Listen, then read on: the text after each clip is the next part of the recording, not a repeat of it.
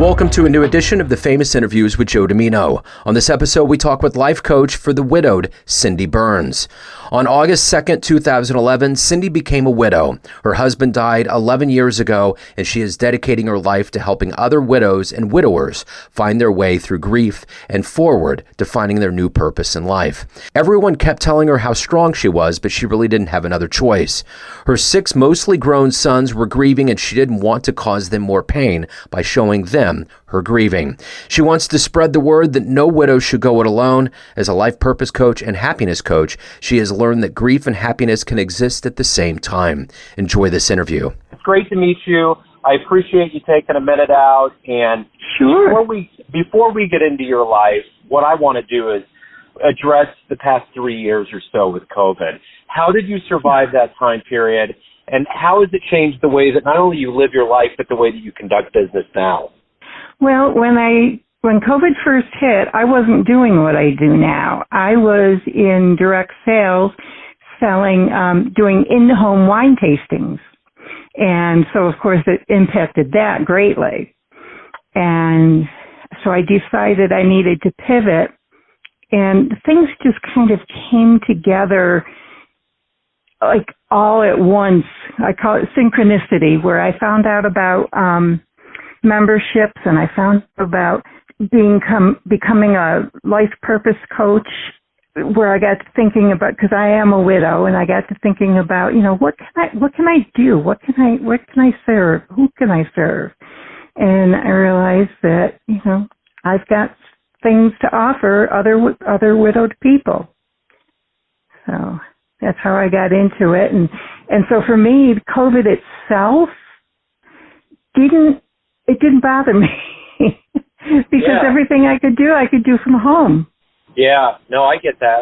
So let's get to the essence of what you do, and I'm going to put you in front of a bunch of third graders at a career day. And one of the children's going to look up at you and say, "What do you do for a living?" How do you answer them? I help widows whose husbands have died feel better and be able to go on with their own lives, be independent. Excellent. So let me ask you this. When you were in the 3rd grade, what was your dream when you grew up? What did you want to be? Probably a mom. Nice. I went back and forth between a lot of things. But are you happy with how everything's turned out? Oh, for my life? Oh, definitely. I did turn out to be a mother. I was a wife and mother of 6 children, boys. They're all grown now. And I did work, during the marriage. And the last 20-some years, I worked from home doing medical transcription. I searched for something that I could do from home and still, so that I could keep an eye on these boys. And fell into my life has just been a series of me falling into things. And I fell into medical transcription. And it worked out for me for 20 years. And then I retired from that, and that's when things got sticky. My husband had died in 2011, and about 5 years later, I retired. My youngest son was grown, and I wasn't needed anymore, and I didn't have an identity or a purpose. And I went into a big depression. This was before COVID.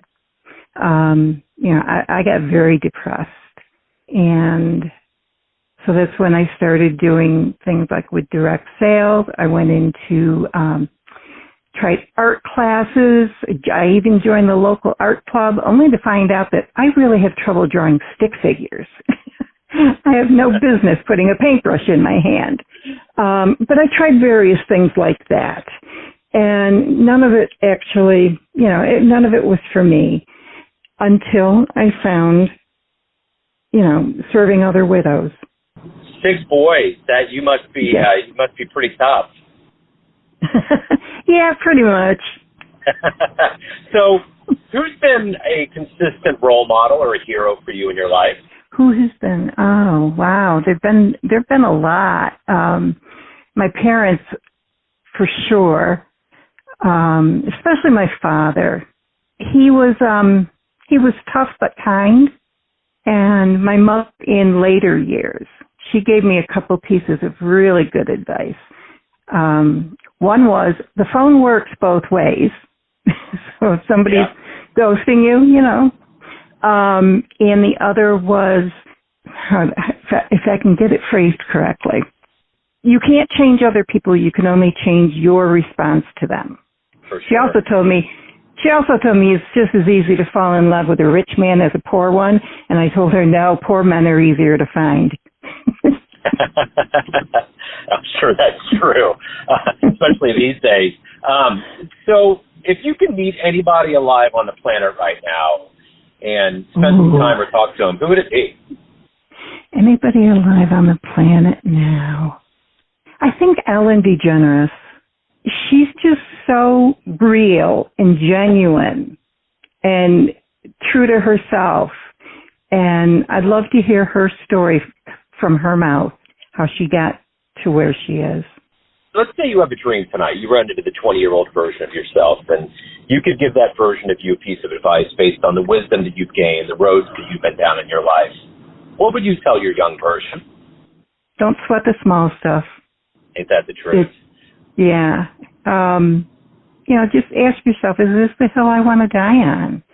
Chances are the answer is going to be no. So every day you wake up and you face the world and you do the things that you want to do, what's the motivator? What makes you tick? What makes you go through your life? That's what I had the problem when I went into the depression. I had no purpose. I had no reason to get out of bed in the morning. So now I have a reason, which is, serving other people. And I think that's been my motivation throughout my life. I got married when I was 21, had my first child at 22, and I was their primary caregiver. My husband, he was a hands-on dad, but he worked. And, but I was the one that handled all the medical stuff. And with 6 boys, there was a lot of that. Yeah, I think it's just, I want to give something to somebody. I want to feel that at the end of the day that, what I did had some kind of meaning. When you get to the end of the day, what makes you quantify and say that was a good day? I think the people I spoke with, it's like, you think that doing something from home is isolating, but for me, I have so many good friends that I've never met, in person. And I mean, there's one friend, we make sure we get together. She lives in Iowa, I think, and we make sure we get together the first Saturday of every month on Zoom, just to keep in touch. Other groups, we have a girls' night on Zoom. Just keeping in touch with other women, and then also through my work. If I can help somebody come to grips with something that they've been, struggling with, that makes it a really good day. So when you look back on your life right now, what are you the proudest of? My family. Yeah. I mean, they're not doctors and lawyers, but they're good men. And the 2 that are married are wonderful husbands. And they're good, caring men. And that's all I wanted, really, was to raise them into being decent people. Everyone out there has a perception of you, an idea of who they think you are, your family, your friends, those that you're helping. But you ultimately live your life. What's your perception of you? Who do you think you are? I'm not sure. I think I am still playing with that. And I'm 66 years old. Yeah. I think it's an ongoing learning. I guess I'm a learner. Somebody once called me a serial student. So I like to learn about people and new things and experiences and things like that. So I guess that's who I am. Somebody that's curious. My best friend who happens to be my son's godfather, he lost his wife some years back, and I've witnessed that firsthand. So I have a lot of admiration for what you do and helping people through it. I think it's a really vital function for us as humans, and I think we probably discovered that during COVID, to be able to share that and have that level of community, because everyone does need to have that help and feel like that you're not alone. Yeah, COVID unfortunately left a lot of people behind. Yeah, it certainly did. And I work in public education, so I see that with the kids. I mean, they're all dipping back. Yeah. So but I think, we're all still going through levels of shock. Even though the world's opening back up, we're still all going through our levels of, coming out of this and just being receptive to the fact that life is opening back up again. Yeah, but I think the world is pretty much forever changed because of COVID. Oh yeah. And it's kind of strange to think about.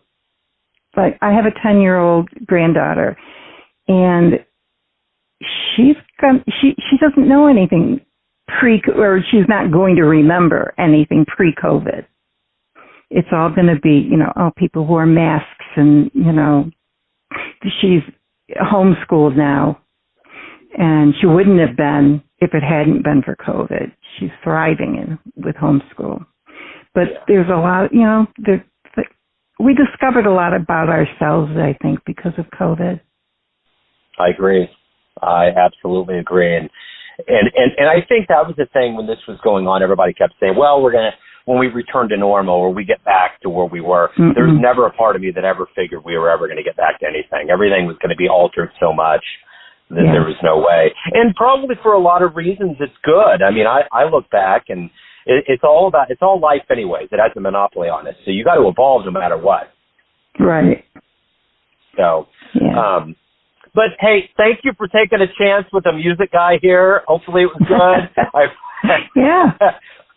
Good. Well, I appreciate you opening up about your life and the good work that you're doing. Thank you very much. And before we scoot out here, let anybody out there know where they can find you on either social media, website. Where's the best place to find out more about you and what you do?